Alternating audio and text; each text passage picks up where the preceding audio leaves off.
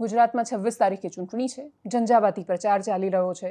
જેટલા મોટા નેતાઓ એની સામે એટલા જ મોટા નેતાઓ મેદાનમાં ઉતરી રહ્યા છે. ડેડિયાપાડામાં ચૈતર વસાવાના ગઢમાં એટલે આજુબાજુના બહુ જ બધા માણસો એટલે હાથ પગ જે મનાતા ચૈતર વસાવાના એ બધા જ નેતાઓ અને કાર્યકર્તાઓને ભારતીય જનતા પાર્ટીમાં લીધા પછી પણ એ ગઢ કદાચ એટલો સુરક્ષિત નથી લાગતો. ડેપ્યુટી સીએમ હર્ષ સંઘવી ગઈકાલે ત્યાં મેદાનમાં હતા, આજે વડગામના મેદાનમાં હતા. વડગામની રણભૂમિમાં એ જ્યારે ઉતર્યા ત્યારે એ સીધી રીતે પ્રહાર જિગ્નેશ મેવાણી પર હતો. જિગ્નેશ મેવાણી એક અલગ પ્રકારના ચક્રવ્યૂહમાં અત્યારે ફસાયેલા છે.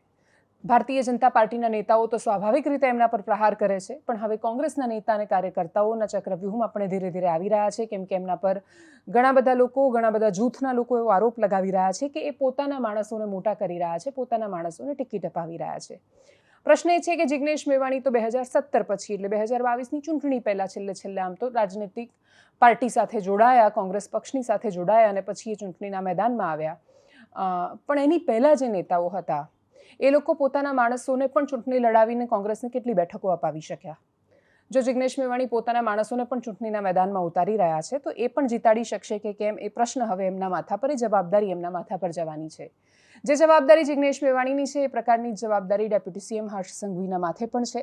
વડગામથી લઈ ડેડિયાપાડા, ગોપાલ ઇટાલિયાના ક્ષેત્રથી માંડીને દરેક નેતાઓ કે જે ધુઆધાર છે, જે દમદાર છે, એમના ગઢમાં જઈને, એમના વિસ્તારમાં જઈને જો એ હરાવી નથી શકતા તો બહુ જ મોટું પ્રશ્નાર્થ ચિહ્ન એ પણ લાગવાનું છે કે ખૂબ મોટી સત્તા અને એ સત્તાને વાપરવાની પણ મળેલી પૂરી આઝાદી પછી પરિણામ મેળવી શકાય છે કે કેમ.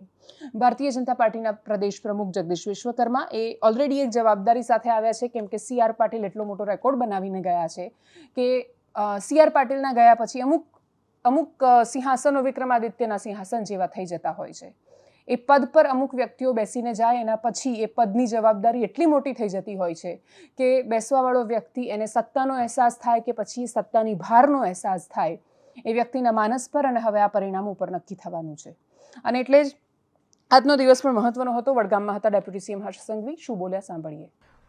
હું બનાસકાંઠાના સૌ નાગરિકોને આભાર અને અભિનંદન એટલે આપવા માંગુ છું કે તમે સૌ લોકોએ ભેગા થઈને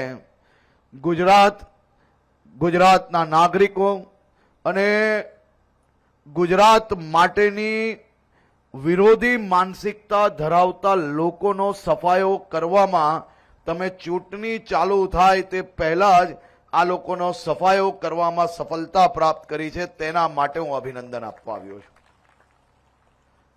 બનાસકાંઠા જિલ્લાના નાગરિકોને અભિનંદન કે ચૂંટણી પહેલા જ ગુજરાત અને ગુજરાતને ગાલો ભાંડવા વાળા એક લોકોનો હિસાબ તમે 24 થી વધારે બેઠકો પર સીધી વિજય પ્રાપ્ત કરીને આ બધા જ લોકોને જવાબ આપવાનું કામ કર્યું છે.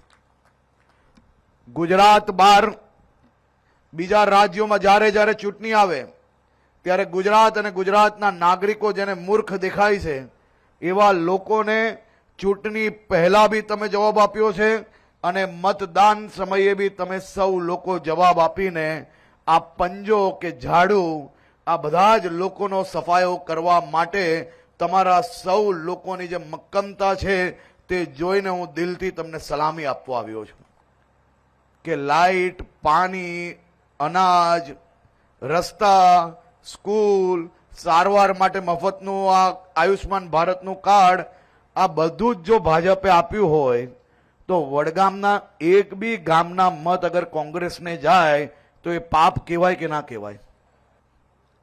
કોઈ જ્ઞાતિ આવીને આપણું પેટ ભરશે? કોઈ જ્ઞાતિ સગા સંબંધીના નામે મત લઈ જાય? આ જ્ઞાતિ સગા સંબંધીના નામે મત લઈ જવા વાળા વ્યક્તિઓએ તમારું પેટ ભર્યું છે કાલે? તમારા ઘર તક લાઇટ જરૂરી છે કે જ્ઞાતિ અને સમાજના નામે મત લઈ જાય એવા લોકોની જરૂર છે? કોની જરૂર છે?